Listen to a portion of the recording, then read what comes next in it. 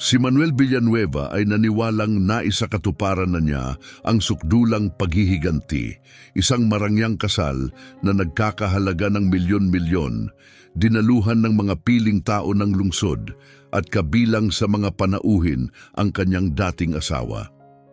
Ito ang parehong babaeng iniwan niya makalipas ang ilang taon kahit pa siya'y buntis dahil sa tingin niya'y hindi ito sapat sa kanyang pamantayan ng pagiging elegante. Ngunit habang inihahanda ni Manuel ang kanyang malupit na palabas sa isang bahagi ng lungsod, dumating naman ang isang pulang Ferrari sa ibang address. Ngumiti ang babaeng nagbayad nito ng buo habang binubuksan ang isang gintong paanyaya. Ang hindi alam ni Manuel na imbitahan niya ng hindi namamalayan ang tanging taong may buong kontrol sa kinabukasan ng kanyang kumpanya at hindi siya pupunta para makiselebrate. Dala niya ang bagay na pwedeng sumira sa lahat. Sa salamin ng kanyang opisina sa penthouse, hinangaan ni Manuel ang kanyang anyo, ang kanyang designer na suit at kurbata na nagkakahalaga ng higit sa 3,000 reais. Sa edad na 42, tinitingnan niya ang sarili bilang tunay na matagumpay. Naitayo niya ang isang multi-million-dollar consulting firm na katira sa pinakaprestihiyosong lugar sa lungsod at ikakasal na kay Carmen, anak ng isang makapangyarihang negosyante. Pumasok ang kanyang sekretarya na may dalang bungkos ng mga gintong sobre. Ginoong Villanueva, kararating lang mula sa pag-imprenta ang mga imbitasyon sa kasal. Aniya. Kinuha ni Manuel ang isa at dama ang pinungkalidad ng inangkat na papel. Bawat imbitasyon ay nagkakahalaga ng mahigit 200 reais, ngunit para sa kanya, hindi ito tungkol sa pera. Isa itong pahayag. Gusto niyang makita ng mundo na ang mahirap na batang lalaki mula sa looban ay wala na. Perpekto, bulong niya habang hinihimas ang mga naka-emboss na gintong titik. Gusto kong personal na ihatid ang mga ito sa bawat VIP sa listahan. Opo, sir. At yung karagdagang listahan na ibinigay niyo kahapon, lumabas ang malamig ng ngiti sa mukha ni Manuel. Ang espesyal na listahan, Aniya. Sabay sulat ng address sa isang maliit na papel. Gusto kong ito ay personal na ihatid at kapag naihatid na, sabihin ito ng eksakto, ikinalulugod ni G. Villanueva ang inyong pagdalo sa pinakamasayang araw ng kanyang buhay. Naguluhan ang sekretarya ngunit hindi nagsalita. Sobrang laki ng kanyang sweldo para magtanong pa. Pagkaalis nito, lumapit si Manuel sa malawak na bintana. Parang langgam ang buong lungsod mula sa taas. Malayo na ang kanyang narating, lagpas sa inaakala ng iba.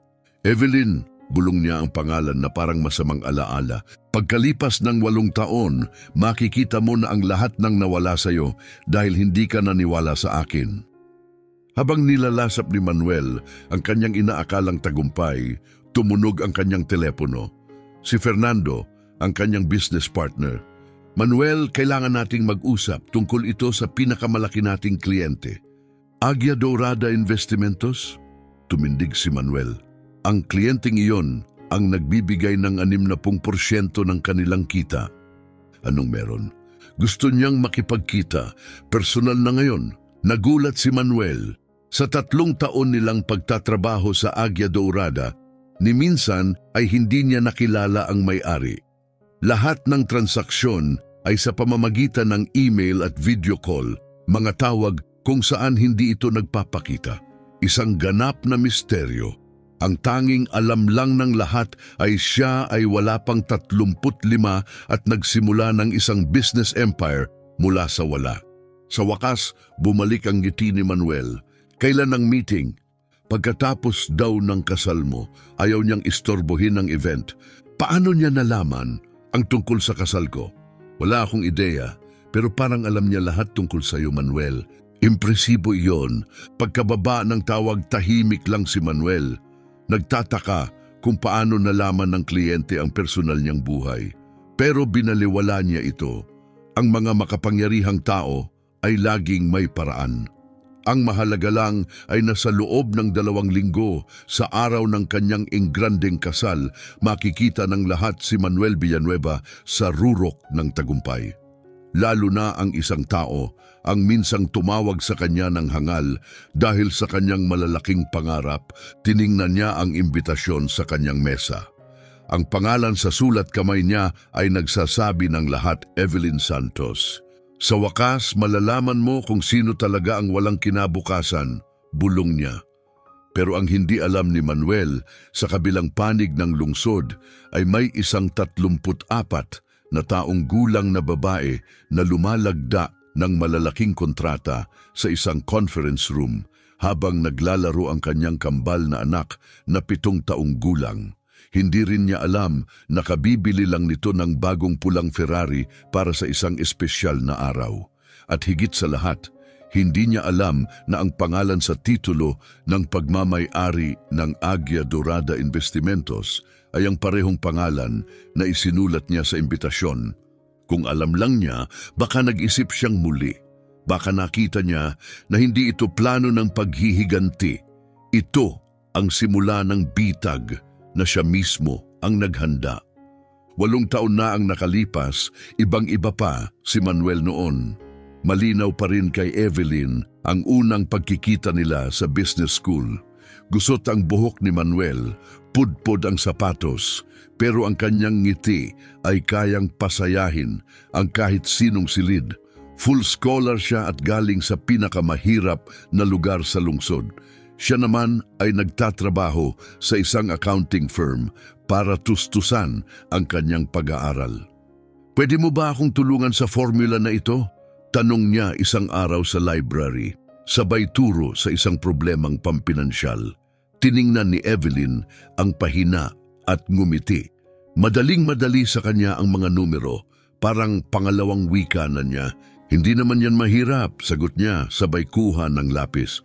Pinapahirap mo lang. Heto, ipapakita ko sa'yo.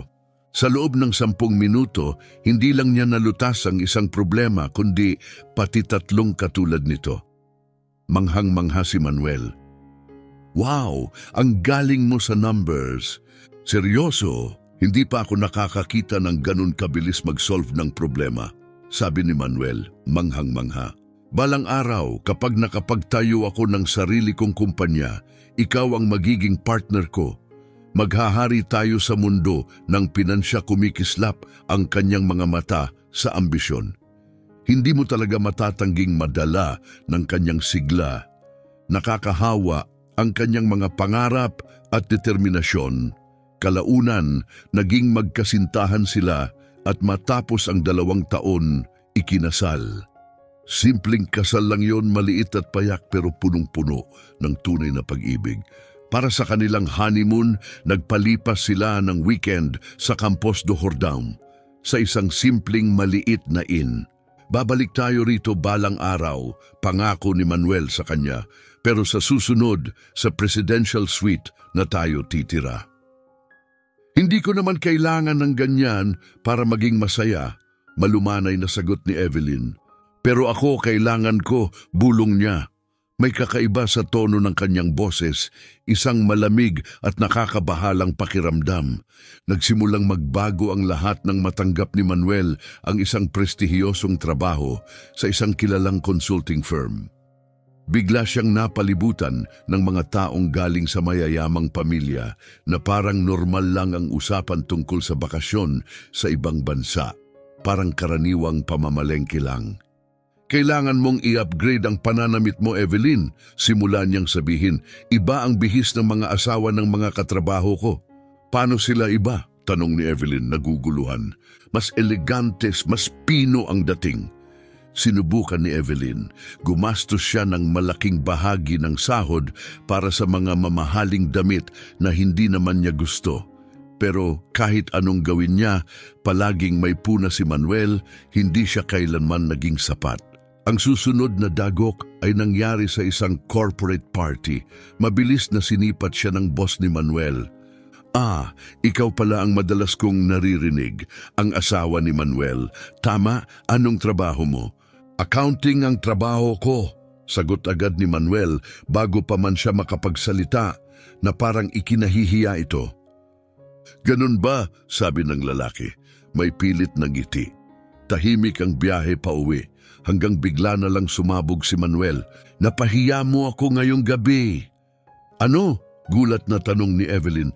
Kitang-kita namang hindi ka bagay sa mundong to, Evelyn. Wala kang klase. Tinitigan lang siya ni Evelyn. Asan mo ba akala mo galing ka? Umakma ako, nagbago ako, ikaw pa rin yung batang galing sa looban na walang alam kung paano makihalubilo. Pero ang pinakamasakit na pangyayari ay darating pa lang. Makalipas ang 2 linggo, nalaman ni Evelyn na buntis siya ng kambal. Gusto niyang ibalita ito sa maayos na paraan, kaya inihanda niya ang paboritong ulam ni Manuel. May sasabihin ako, ani Evelyn na may ngiti. Buntis ako. Huminto sa ere ang tinidor ni Manuel. Buntis, kambal, ang katahimikang sumunod ay tila walang hanggan. Hindi pa ngayon, Evelyn, binubuo ko pa ang career ko. Masisira ang lahat kung magkakaanak tayo, lalo na hindi sa isang gaya mo. Gaya ko? Nauutal niyang sagot. Maging totoo ka. Sa tingin mo ba gugustuhin kong lumaki sa mundo ko ang mga anak ng isang accountant na mababa lang ang ranggo? Sila rin ang anak mo. Sila'y pagkakamali, isa na pwedeng gumiba sa lahat ng pinaghirapan kong itayo. Kinabukasan, ginising si Evelyn ng tunog ng gumugulong na maleta. Ipinapamiento na ni Manuel ang kanyang mga gamit sa may pintuan. Panahon na para umalis ka, malamig niyang sabi. Humanap ka ng taong kapantay mo. Manuel, pakiusap, may 200 reais sa tokador. Yan lang ang makukuha mo at sa isang iglap, 2 buwan ng buntis at wala kundi 2 maleta at kaunting pera, nilisan ni Evelyn ang tahanang minsan niyang tinawag na kanya. Habang lumalakad palayo, tahimik siyang nangako sa sarili. Kailanman hinding-hindi mararanasan ng kanyang mga anak ang sakit na nararamdaman niya ngayon. At si Manuel Villanueva, balang araw, malalaman niya kung ano talaga ang nawala sa kanya. Ang unang mga buwan, ang pinakamahirap, umupa si Evelyn ng maliit na silid sa likod ng bahay ng isang hindi kakilala sa gilid ng lungsod. Shared ang banyo at ang kusina ay iisang kalan lang. Manipis ang mga pader, kaya rinig ang lahat ng tunog sa kabilang kwarto, pero iyon lang ang kaya sa perang meron siya. Sa umaga, patuloy siya sa regular na trabaho sa maliit na accounting firm. Sa gabi, tinatanggap niya ang lahat ng freelance work, pag-aayos ng spreadsheet, paghahanda ng tax documents, pagsasaayos ng accounts ng maliliit na tindahan. Bihira na siyang makatulog, 3 o 4 na oras lang bawat gabi. Evelyn, magpahinga ka naman, sabi ni Donna Carmela, ang mabait na landlady, kapag nakikita siyang pauwi ng 12:00. Pinipilit mo na masyado ang sarili mo, hindi yan maganda sa mga bata. Alam ko, Donna Carmela, malumanay na sagot niya, pero kailangang mag-ipon ako bago sila isilang. Lumalaki ang kanyang tiyan at gayon din ang mga gastusin, check-up, lab tests, vitamins, mga bagay na dapat sana'y tinutustusan ng ama, pero ni anino niya'y hindi mahanap. Hanggang sa 7 buwan ng pagbubuntis, may hindi inaasahang nangyari na magbabago ng takbo ng kanyang buhay. Habang nire-review niya ang accounts ng isang maliit na panaderya, may napansin siyang kakaiba sa mga numero. Hindi ito simpleng pagkakamali, may mali talaga. Ginong Pablo, tawag niya sa may-ari ng panaderya, pwede po ba akong magtanong tungkol sa inyong mga supplier? Siyempre, hiya. Sigurado po ba kayong tama ang bayad ninyo sa harina? Kasi sa kalkulasyon ko, parang mga 40% ang sobra sa karaniwang market rate. Habang abala si Evelyn sa pagbuo ng kanyang kinabukasan, sa kabilang panig ng lungsod ay nagdiriwang si Manuel ng isa na namang matagumpay na kontrata. Sa pagkakataong ito, kasama ang kanyang pinakamisteryosong kliyente, isang taong ni minsan ay hindi pa nila nakita ng personal.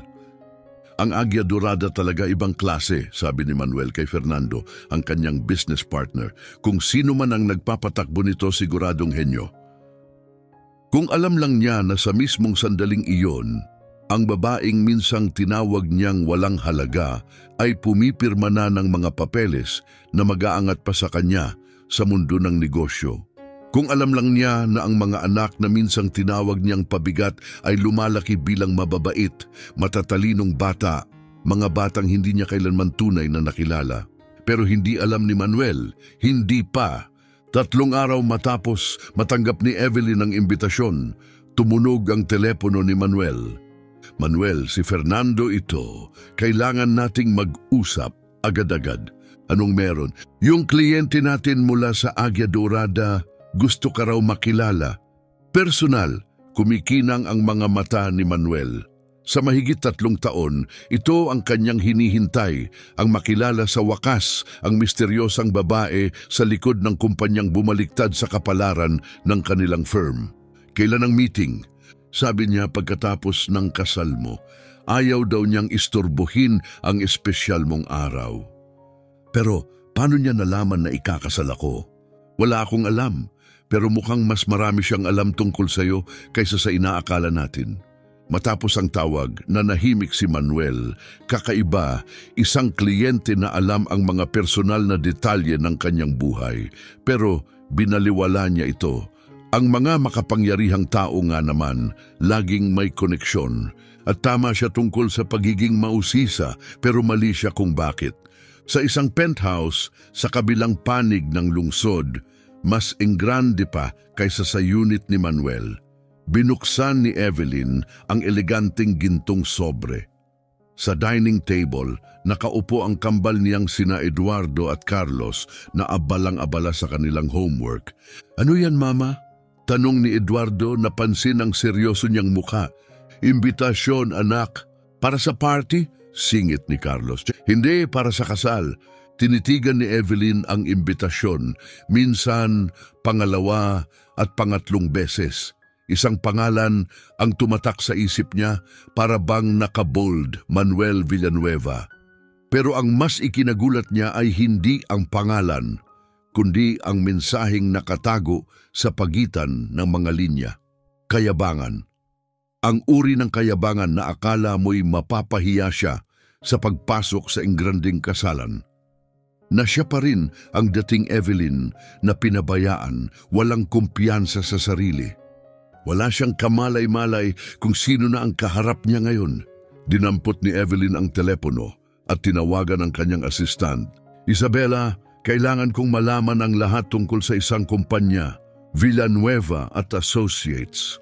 Ibigay mo sa akin lahat, financial reports, top clients, dependencies, walang detalyeng maliit. Sige po, Mrs. Santos, gaano kabilis? Kahapon. 2 oras lang ang lumipas, tumawag si Isabela. Miss Santos, may update na po ako. Go ahead.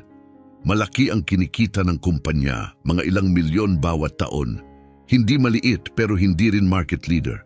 Ang mahalagang detalye, higit kalahati ng kita nila ay galing lang sa isang kliyente. Ngumiti si Evelyn, tila alam na ang sagot. Pahulang nga Águia Dorada Investimentos. Eksakto. Paano ninyo? Instinct ng babae, tumigil siya sandali tapos nag-utos muli. Mag-schedule ka ng meeting kay Ginoong Villanueva. Sabihin mong handa na ang may-ari ng Águia Dorada na makipagkita. Kailan po ninyo gusto? Pagkatapos ng kasal niya, may regalo ako sa kanya, hinding-hindi niya malilimutan. Kinagabihan, habang tinutulugan niya ang kambal, ibinahagi niya ang tungkol sa imbitasyon. Kailangan kong pumunta sa isang kasal, sabi niya. Kay Papa, tanong ni Carlos. Alam ng mga bata na may ama sila pero hindi kailanman naging interesado sa paghahanap nito. Oo, anak. Bakit ka pupunta? Di ba? Ayaw mo sa kanya? Tanong ni Eduardo, taglay ang tapat na prangkang tanong na kaya lamang ng isang bata. Ngumiti si Evelyn. Dahil minsan, kailangan mong ipakita sa tao kung gaano sila nagkamali tungkol sa'yo. Kumikislap ang mata ni Carlos. Maganda ba suot mo? Pinakamagandang damit na makikita mo. Magdadrive ka ba papunta ron? Magdadrive ako ng bagong-bago at pulang kotse, sagot niya nakangiti. Yung tipong mapapatingin ng lahat. Kinabukasan pumasok si Evelyn sa isang Ferrari dealership. Yan ang gusto ko, sabay turo sa red Ferrari Portofino convertible. Excellent choice, sabi ng salesman. High-performance model ito. Hindi ako interesado sa performance, sagot ni Evelyn. Ang gusto ko yung may dating. Gusto kong mapatingin ang lahat. Perfect po ito, sang-ayon ng salesman. Siguradong makakapukaw ng pansin. Kailangan ko ito sa Sabado. Normally po may waiting list para sa modelong ito, nag-aatubiling sagot niya. Pero may nakadisplay kami sa showroom. Kaunting update lang, pwede naming ihanda agad. Gawin mo, sagot ni Evelyn habang pinipirmahan ang tseke. Walang alinlangan. Walang delay, Sabado, eksakto. Habang kalmado at planado ang paghahanda ni Evelyn para sa kanyang engranding pagdating, si Manuel naman ay abala pa rin sa plano niyang inaakalay ang sukdulang panlilibak. Ang hindi niya alam ay naimbitahan niya ang pinakamakapangyarihang babae sa kanyang profesional na buhay at hindi ito darating para mapahiya, kundi para baguhin ang katapusan ng kanilang kwento. Sigurado ka bang darating siya? Tanong ni Carmen ang fiancé ni Manuel habang sila'y nagdi-dinner. Siyempre, sagot ni Manuel na punong-puno ng kumpiyansa. Ang mga babaeng gaya niya hindi kayang palampasin ang pagkakataong makita kung ano ang nawala sa kanila. Nag-alinlangan si Carmen, pero paano kung dumating siyang maganda ang dating? Sabi mo dati, sa accounting lang siya nagtatrabaho. Napatawa si Manuel. Carmen, mahal, hindi mo kilala si Evelyn. Kahit pa isuot niya ang pinakamahal na damit sa mundo, magmumukha pa rin siyang galing sa ukay-ukay. Hindi niya kailanman maitataago kung saan siya nanggaling. Ang hindi alam ni Manuel, sa mismong sandaling yon, si Evelyn ay nasa isa sa pinakamahal at eksklusibong designer atelier sa lungsod. Nagpapatahi ng custom-made na damit na nagkakahalaga ng 15,000 reais. Hindi niya rin alam na nagpabook na si Evelyn ng isang celebrity hairstylist, ang parehong stylist na inaarkila ng mga artista sa red carpet.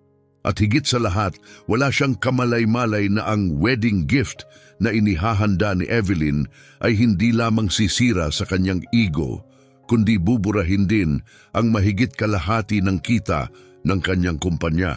Ngunit nanatiling walang alam si Manuel, masyadong abala sa pag-i-imagine kung paano mapapahiya si Evelyn sa kanyang harapan at sa harap ng lahat. Ang hindi niya kailanman naunawaan, ang hindi niya kailanman nakita ay ito, hindi kailanman natalo si Evelyn. Sa halip siya ay nagtagumpay at ngayon handa na siyang ipakita kung gaano na siya kalayo ang narating sa paraang hinding-hindi malilimutan. 3 taon bago dumating ang wedding invitation ni Manuel, gumawa si Evelyn ng desisyong babago sa takbo ng kanyang buhay. Isang malamig na gabi ng Hunyo, habang nakaupo sa mesa ng kusina, tinitingnan niya ang tambak ng mga hindi pa bayad na bayarin. Sa kabilang kwarto, mahimbing na natutulog ang kanyang kambal na 4 na taong gulang pa lamang noon. Tanging ilaw ng desk lamp ang nagsilbing liwanag habang tahimik siyang nag-isip ng malalim. Hindi na pwedeng ganito palagi. Kailangan ko nang magtaas ng pangarap. Nang gabing iyon, itinutuon niya ang pansin sa mga medium-sized na negosyo, mga kumpanyang nalulunod sa kalituhan sa pananalapi ngunit may nakatagong potensyal. Doon sumiklab ang ideya sa kanyang isipan. Paano kung gumawa ako ng sarili kong investment firm? Isang matapang na ideya para sa iba'y maaaring kabaliwan. Pero si Evelyn ay may taglay na bagay na bihira sa mga financial advisor. Ang kakayahang unawain ang mga numero na parang pangalawang wika at makita ang galaw ng merkado bago pa ito mapansin ng iba. Kumuha siya ng papel at isinulat ang pangalan, Aguia Dorada Investimentos, Golden Eagle Investments. Dahil tulad ng agila, kaya niyang makita ang hindi napapansin ng iba mula sa itaas. Siyempre, ang pagbuo ng isang firm ay nangangailangan ng malaking kapital, pero naisip niya, hindi kailangang maging malaki agad, kailangan lang maging matalino. Tinipon niya ang lahat ng kanyang ipon, 40,000 reais, at ipinuhunan ito sa isang matapang na hakbang. Para sa iba, isa itong walang ingat na desisyon. Pero si Evelyn may nakita. Isang maliit na tech startup na gumagawa ng digital tools para sa mga ospital, software na hindi pinapansin ng ibang investor. Pero nakita ni Evelyn ang hinaharap ng digital healthcare at doon siya tumaya. 3:00 ng umaga habang napapalibutan ng papel, pumasok si Eduardo sa silid, kinukusot ang mga mata. "Mama, bakit gising ka pa?"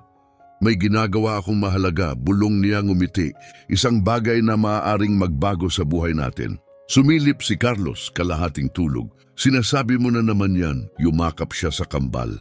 "Ngayon, totoo na ito. Ipapakita ni Mama sa mundo kung sino talaga siya."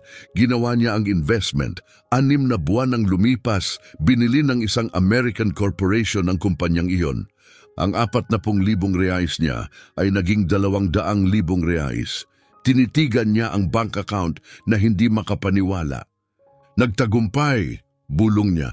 Pero kahit may 200,000 na siya, alam niyang hindi pa siya handa para sa mga higanteng pananalapi. Kailangan niya ng estratehiyang mas matalim. Doon isinilang ang Golden Eagle Method, isang pamamaraang hindi direktang sumasalungat sa malalaking pondo kundi umiikot sa kanila.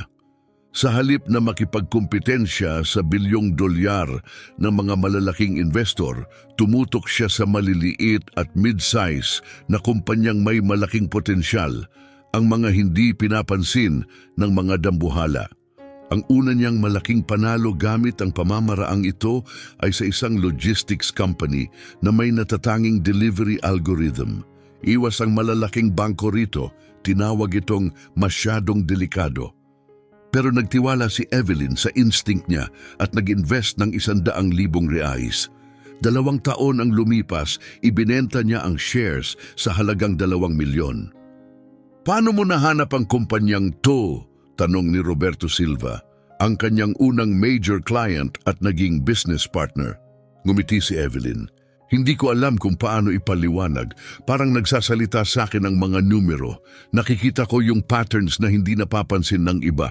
Ang kanyang pinakamalaking breakthrough ay nang palawakin niya ang serbisyo ng Agya do Urada lampas sa investment. "Bakit hindi natin sabayan ng financial consulting?" Mungkahin niya sa lumalaking team. Puno ng kahinaan ang mga malalaking kumpanya. Matutulungan natin silang gumanda ang takbo habang ini-investan natin ang mga may potensyal. Isa itong henyong galaw, 2 pinagkukunan ng kita na nagtutulungan. Tumutulong sila sa mga kumpanyang hirap sa pananalapi habang kumikita rin sa mga kumpanyang handang lumipad. At doon, nang hindi niya namamalayan, muling pumasok sa buhay niya si Manuel Villanueva. Ang firm ni Manuel Villanueva at Asociados ay lumaki ng sobrang bilis at walang kontrol. Nagsimula nang magsiksikan ang problema sa cash flow. Hindi pa bumabagsak ang kumpanya pero malapit na. At ang pinakamasakit, nailagay na ni Manuel ang kanyang kinabukasan sa mga kamay ni Evelyn nang hindi niya ito alam. "Sigurado ka bang darating siya?" tanong ni Carmen habang umiinom ng alak sa hapunan, taas kilay at puno ng pag-uusisa. "Siguradong sigurado," sagot ni Manuel nang walang alinlangan. Ang mga babaeng tulad niya hindi makakatiis na silipin ang buhay na sana'y naging kanila.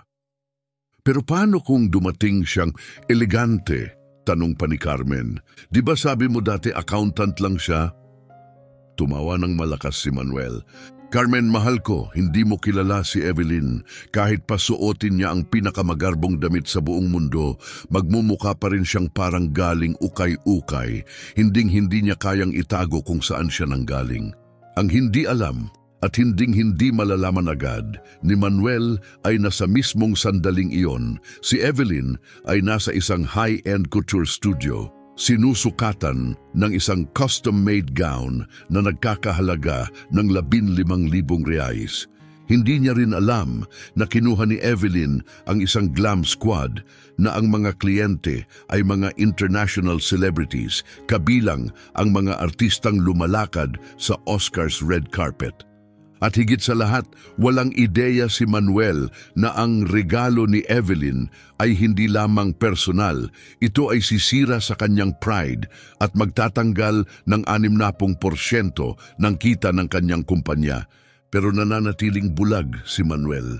Masaya siyang nag-i-imagine na darating si Evelyn na nahihiya, hindi maayos ang bihis, at tahimik na nagsisisi sa buhay na na-miss daw niya. Ang hindi niya alam, hindi kailanman niya naintindihan, ay na hindi kailanman nawala si Evelyn. Hindi siya natalo. Nagtayo siya ng mas mataas, mas matatag, mas dakilang bagay.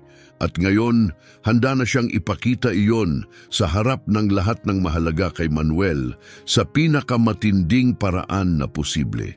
3 taon ang nakalipas, 4 na taong gulang pa lamang ang kambal ni Evelyn at muling nagtagpo ang landas nila ni Manuel kahit hindi niya ito namalayan. Isang dating kliyente ang nagrekomenda ng kumpanyang Agia Dourada kay Manuel. Hindi ko pa naririnig ang pangalang yan, sabi ni Manuel kay Fernando sa kanilang unang virtual meeting, pero mukhang promising.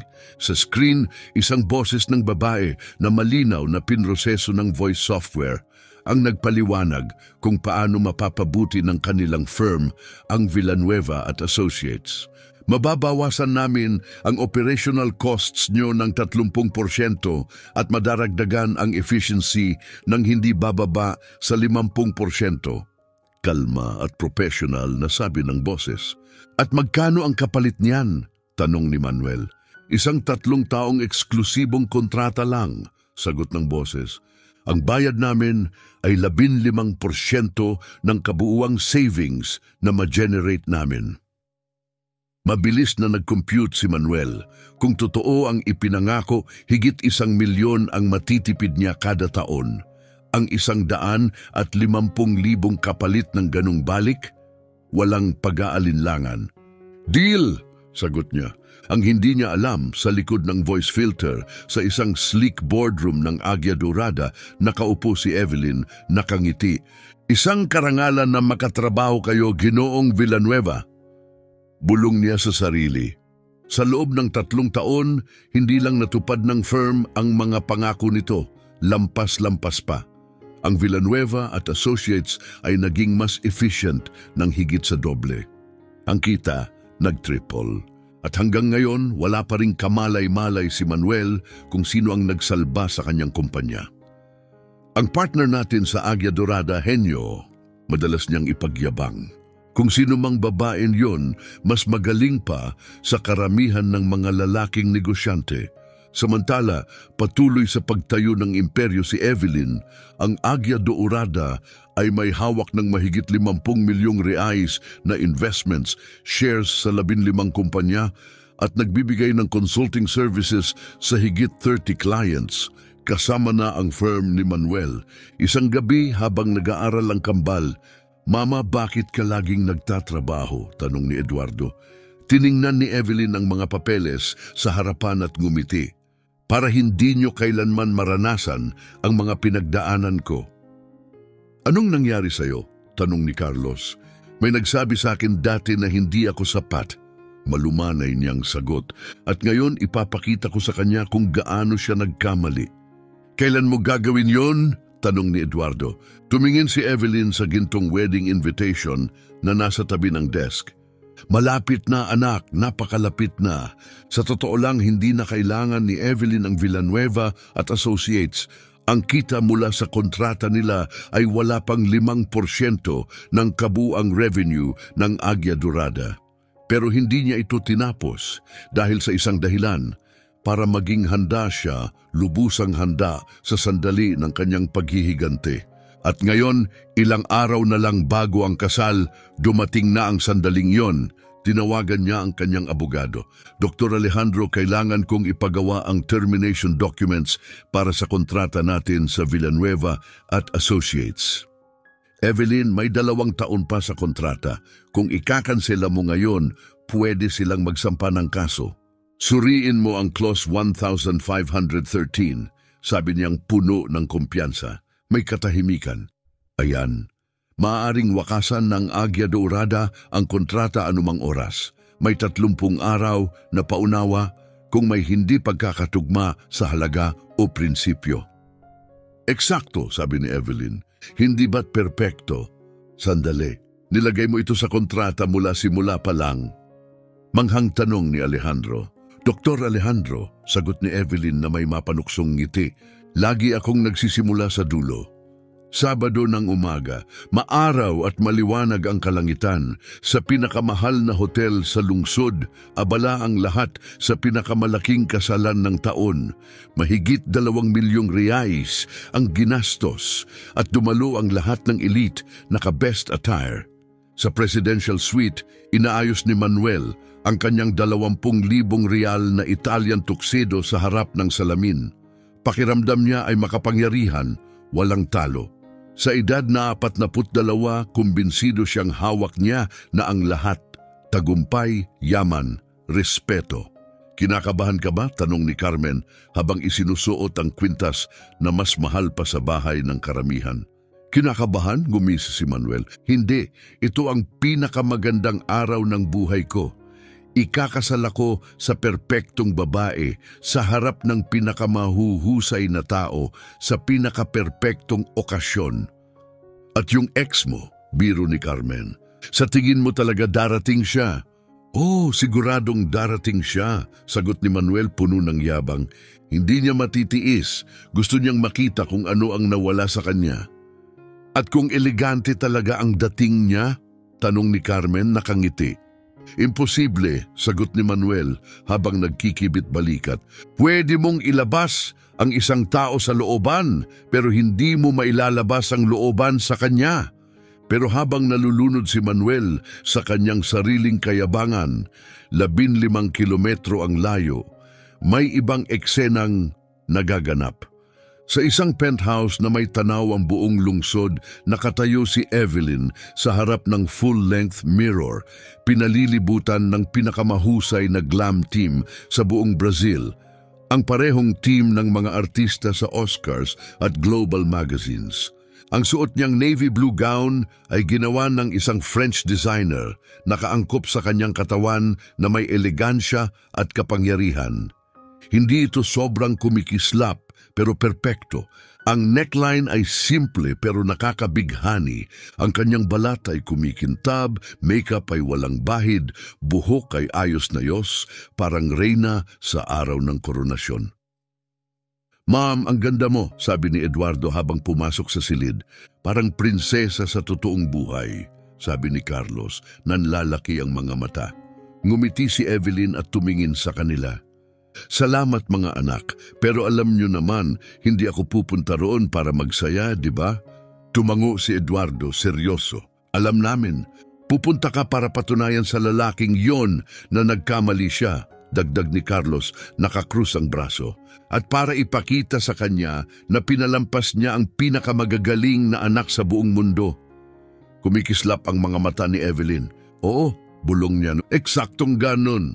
Lumuhod si Evelyn sa harap ng kanyang mga anak, maingat na iniwasang mabaluktot ang makinis na linya ng kanyang eleganting damit. Makinig kayong mabuti, mga anak, malumanay niyang sabi. Kayo ang pinakaimportanteng bahagi ng buhay ko, higit pa sa anumang kumpanya, higit pa sa salapi, at higit pa sa kung anuman ang mangyayari ngayong araw. Naiintindihan ninyo ba? Naiintindihan po namin, Mama. Sabay nilang sagot.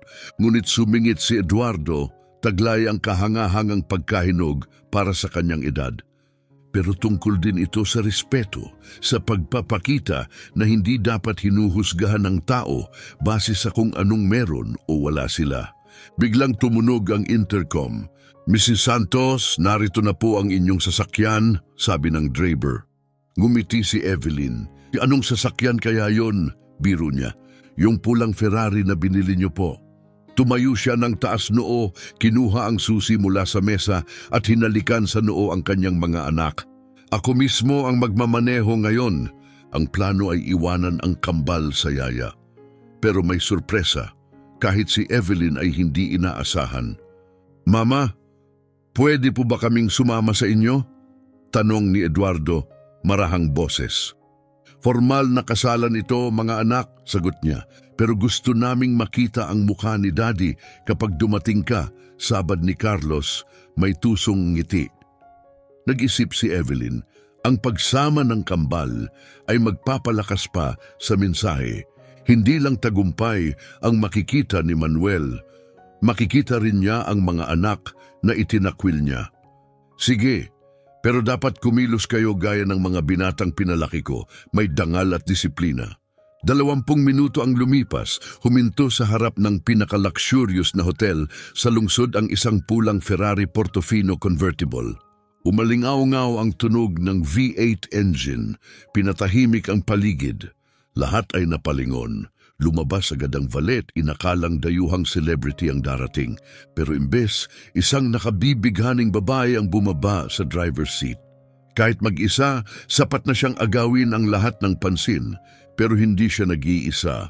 Lumabas mula sa sasakyan ng 2 bata na tila prinsipe, parehong nakasuot ng navy blue suits, elegante at karespe-respeto.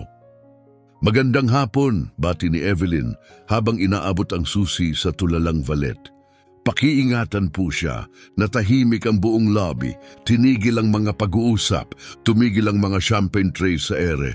Lahat ay napako ang tingin sa babae at sa kanyang mga prinsipe.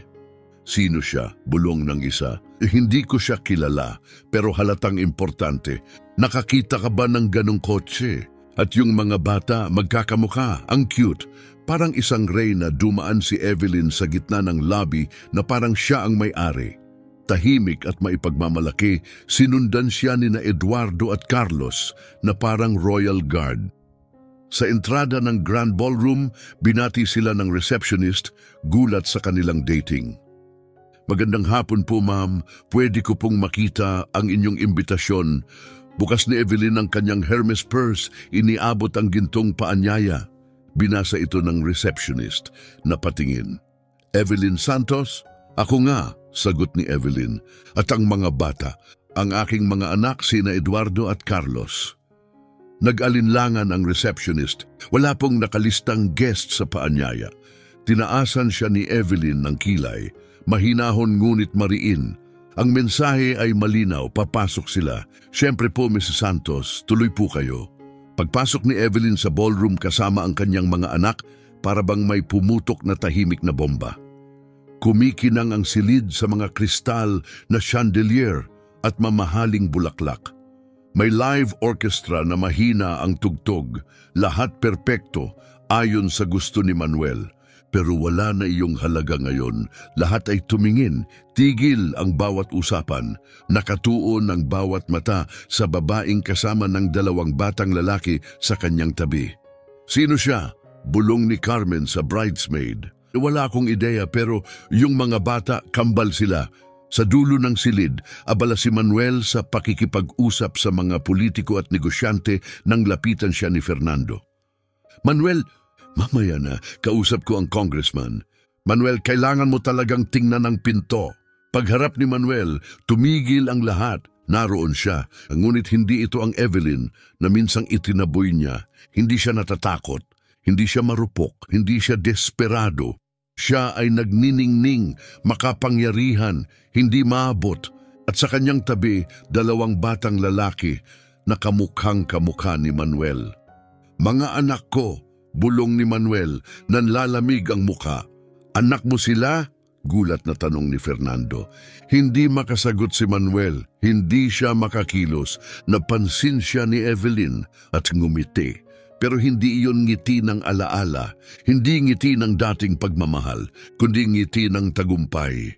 Lumakad si Evelyn papalapit, bawat hakbang parang martilyong bumabagsak sa puso ni Manuel. Tahimik ang buong bulwagan. Kasabay niya ang kanyang mga anak parang mga royal guards. Pagdating sa harap niya, tumigil siya. "Hello, Manuel," sabi ni Evelyn kalmado. "Salamat sa paanyaya." Bukas ang bibig ni Manuel pero walang salitang lumabas. Ito sina Eduardo at Carlos, patuloy ni Evelyn habang hinahaplos ang balikat ng mga bata. "Mga anak mo, Tinitigan ng kambal si Manuel, walang galit pero wala ring lambing. Para sa kanila, isa siyang estranghero. Evelyn, pautal niyang sambit, paano ko sila pinalaki mag-isa? Malamig na tanong ni Evelyn. Paano ako naging matagumpay? Paano ako nakarating dito sakay ng Ferrari na hindi mo kayang bilhin? Bawat salita parang patalim. Sa totoo lang, dagdag ni Evelyn may mapanganib ng ngiti, dapat nga yata pasalamatan kita. Pasalamatan? Gulat na sagot ni Manuel. Oo, kasi kung hindi mo ako itinapon, baka hindi ko natuklasin kung sino talaga ako. Lumapit si Carmen, halatang nabalisa. Manuel, hindi mo ba ako ipakikilala? Mabilis na sumalo si Evelyn. Siyempre, ako si Evelyn Santos, dating asawa ni Manuel at CEO ng Aguia Dorada Investimentos. Nagbago ang ekspresyon ni Carmen. Aguia Dorada, ulit niya unti-unting namumutla. Yung kumpanyang nagpapatakbo ng negosyo ng asawa mo?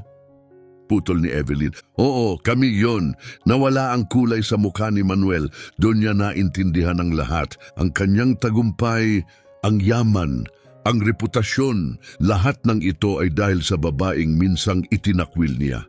Ikaw pala ang may-ari ng Aguia Dorada? Tanong niya, halos hindi na makapagsalita. Tumango si Evelyn, ngumiti, malumanay ngunit panalo. Nagulat ka? Di ba sabi mo nun, magaling ako sa numero? Lumingon si Carmen kay Manuel, puno ng gulo at takot. Ano to? Sino ba talaga ang babaeng to? Humarap si Evelyn kay Carmen, taglay ang dignidad at katotohanan. Ako ang babaeng iniwan ng asawa mo habang buntis. Noon sabi niya, hindi raw ako sapat para sa kanyang kinabukasan. Wala raw akong class. Hindi raw ako nababagay, napasinghap ang buong bulwagan. Ang mga bisitang dumalo upang saksihan ang perpektong kasal, ngayon nanonood ng isang eksenang mas totoo pa sa alinmang pelikula. Mama! Mahina ang boses ni Eduardo habang marahang hinila ang laylayan ng damit ni Evelyn. Bakit po nakatingin silang lahat sa atin? Lumuhod si Evelyn sa tabi ng anak, maingat na hinaplos ang kanyang buhok. Kasi anak, bulong niya na minsan kailangan ng mga tao na makita ang katotohanan gamit ang sarili nilang mga mata. Manuel ay lumapit ng isang hakbang, pilit binabawi ang kontrol. Evelyn, baka pwede tayong mag-usap ng pribado. Tumawa si Evelyn, malamig, matalim, parang tunog ng kristal na nabasag sa katahimikan. Pribado? Manuel, huwag na tayong magkunwari. Inimbitahan mo ako rito para ipahiya sa publiko. Inakala mong darating ako dito na nanginginig, tulad ng dating Evelyn na itinapon mo 8 taon na ang nakalipas, di ba? Nagsimulang lumaganap ang paghingang may halong gulat sa mga bisita, ngayon ay nakapaligid na sa kanila. Ang kasal ay naging isang eksenang mas matindi pa sa alinmang teleserye. Gusto mong makita nila kung gaano kalaki ang nawala sa akin nang lumayo ka, patuloy ni Evelyn. Ngayon narito sila, ang perpektong audience mo. Ipakita natin sa kanila ang totoong nangyari. Biglang sumingit si Fernando, ang matagal ng business partner ni Manuel, may pilit ng ngiti. Siguro mas mabuting kung, "Oh, Fernando!" Putol ni Evelyn, matamis ang boses. Kumusta ang negosyo? Buhay pa ba ang kumpanya nyo dahil sa kontrata namin sa Aguia Dorada? Namutla si Fernando. Alam mo, siyempre, sagot ni Evelyn, matalim ang tono. Hindi ako pumipirma ng milyong-milyong kontrata nang hindi ko alam kung sino talaga ang kausap ko. Boses ni Manuel ay nabasag. Pero bakit? Bakit hindi mo tinapos agad ang kontrata kung alam mong ako ang nasa likod? Tumitig si Evelyn sa kanya, matatag, diretso. Dahil gusto kong umasa ka sa akin. Gusto kong itayo mo ang tagumpay mo sa pundasyon na ako mismo ang gumawa. At kapag dumating na ang tamang oras, gusto kong makita mo kung sino talaga ang may class na sabi mo noon ay wala ako. Lumapit si Carmen, halatang nanginginig. Anong ibig mong sabihin sa tamang oras? Kalma si Evelyn habang bumubukas ng kanyang designer bag at inilabas ang isang leather folder. Ito, Bumukas ang folder, isang papel ang inilatag niya. Sa gitna ng katahimikan, napakalakas ng tunog ng paglaladlad ng kontrata. Contract termination. Agya Dorada Investimentos y Villanueva y Associates. Immediate effect. Nanlumo ang mukha ni Manuel. Hindi mo pwedeng gawin to. Pero ginawa ko na, sagot ni Evelyn. Clause 15.3, maaaring tapusin ng Agya Dorada ang kontrata anumang oras kung may conflict of business values. 60% ng kita nila wala na. Bulong ng isang panauhin, mapipilitan silang magbawas ng empleyado. At ibenta ang opisina nila, dagdag ni Evelyn, malamig ang tinig. Kanselahin ang mga luxury supplier contracts at bumalik sa kung ano talaga sila, isang karaniwang kalagitnaang kumpanya. Nanginginig ang kamay ni Manuel. Evelyn, pakiusap, wag ganito, mag-usap na lang tayo. Mag-usap, putol ni Evelyn. Gusto mong malaman ang dahilan ng termination? Tumahimik ang buong silid parang korte. Si Evelyn parang isang hukom. 3 taon naming pinili ang Villanueva and Associates, isang kumpanyang pinamumunuan ng isang lalaking walang integridad, may pagkiling at itinakwil ang sarili niyang mga anak. Ang mga ganong klaseng halaga ay hindi tinatanggap sa kultura ng kumpanya ko. Lumabas ang mga kamera, nagbulungan ang mga bisita, nagsimulang mag-video, walang gustong magsalita ng malakas, walang gustong umalis. Ginagawa mo ito para gumanti, desperadong sabi ni Manuel. Ito ay paghihiganti. Hindi, Manuel, sagot ni Evelyn, matatag. Ito ay katarungan. Ang katarungang ipinagkait mo sa sarili mong mga anak noong tinawag mo silang pagkakamali bago pa man sila isinilang. Tahimik ngunit matatag na nakatayo ang kambal sa tabi ng kanilang ina. Wala silang kailangang sabihin. Alam nila kung sino ang nagpalaki sa kanila. At isa pa, dagdag ni Evelyn, naalala mo ba yung medical tech startup na binili ng Agya Dorada nung nakaraang taon? Yung nagre-revolutionize ng digital healthcare? Tumango si Fernando, dahan-dahang pinagtatagpi ang koneksyon. Ngayon nagkakahalaga na yon ng 80 milyong reais at ako ang may-ari ng 60% nito. Humarap siya kay Manuel. Ibig sabihin 48 milyon mula sa kumpanyang iyon pa lang. At hindi ko pa binabanggit ang iba kong investments. Parang kidlat ang pumasok sa isip ni Manuel. Dati ipinagmamalaki niya ang ilang milyon. Si Evelyn, may 12 ng milyon. Yung Ferrari na sinakyan ko papunta rito. Dagdag niya, 1.2 milyon ang halaga. Binili ko ng buo, parang bumili lang ng kape. Lumapit siya. Alam mo, Manuel, hindi ko itinayo ang yaman ko sa pagyurak sa iba. Ipinundar ko ito sa paglikha ng oportunidad, pagpapalaki ng mga negosyo, at pag-invest sa mga tao. Kabaligtaran ng lahat ng pinaniniwalaan mo, namutla si Carmen. Ang 2 milyong kasal na pinangarap niya naging isang national scandal. Evelyn, pakiusap ni Manuel, halos umiiyak. Ang mga anak natin, karapat dapat silang magkaroon ng ama. Tumitig si Evelyn sa kanya. Ang anyo niya ay matigas na bakal. Mga anak natin, ulit niya. Itinakwil mo sila, tinawag mong pagkakamali. Lumingon siya sa kambal, ngumiti. Akin na sila ngayon, ako ang nagpalaki sa kanila. Ako ang nagturo sa kanila kung paano maging mabait, matatag, at may respeto. Lahat ng hindi mo kailanman naging. Lumuhod siya. Eduardo, Carlos, gusto niyo bang makasama ang lalaking yan? Tumingin ang kambal kay Manuel, saglit lang, sabay iling. Hindi na po, Mama, bulong ni Eduardo. Mayroon na po kaming lahat ng kailangan. Sapat ka na po, dagdag ni Carlos, hinawakan ang kamay ng ina.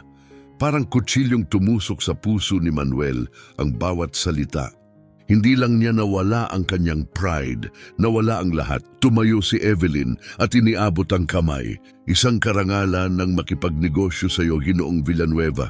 Good luck sa iyong mas mapagpakumbabang yugto. Hindi niya kayang tanggapin ang kamay.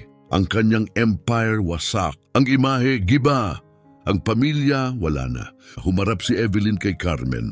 Mukha kang matalinong babae. Mahinahong sabi niya, sigurado akong gagawa ka ng tamang desisyon sa mga susunod mong hakbang. At sa huling pagkakataon, hinawakan niya sa kamay ang kambal. Lumakad sila papunta sa pinto. Nagbigay daan ng mga bisita parang dagat na humahawi. May ilan na palihim na pumalakpak. Pagdating sa pinto, huminto si Evelyn, bahagyang lumingon. Salamat sa paanyaya, Manuel. Ibinigay mo sa akin ang eksaktong kailangan ko para tuldukan ang kabanatang ito. At tuluyan na siyang lumakad palayo. Si Eduardo at Carlos sa kanyang tabi, iniwan ang isang wasak na groom at isang kasalang naging trahedya. Habang hinihintay ang Ferrari, lumingon si Carlos sa kanyang ina. Mama, bakit umiiyak yung lalaking yon? Ngumiti si Evelyn banayad kasi anak ngayon lang niya naintindihan ng isang bagay, na ang pera hindi kayang bilhin ang mga totoong mahalaga. Tulad ng ano? Tanong ni Eduardo. Tulad ng tunay na pag-ibig, respeto, at pagkakataong makilala kayong dalawa, ang pinakamagagaling na anak sa buong mundo. Habang humahagibis ang pulang Ferrari palayo sa hotel, hindi na lumingon si Evelyn. Dahil meron siyang 2 anak na pinalaki ng pagmamahal, isang imperyong itinayo sa sariling sipag, at isang hinaharap na mas maliwanag sa kahit anong iniwan niya. Si Manuel Villanueva, siya ang kahapon. Paalala sa lahat, ang kwentong ito ay paalala ng isang makapangyarihang katotohanan. Maaaring magbukas ng pinto ang pera, pero hindi nito kayang bilhin ang pag-ibig, dignidad o pagtubos. Minsan, binabaliktad ng buhay ang lahat para ipakita na ang mga tinawanan kahapon ay siyang nakatayo sa entablado bukas. Kung naantig ka sa kwentong ito, i-like ang video at i-share sa iba. Anong gagawin mo kung ikaw si Evelyn?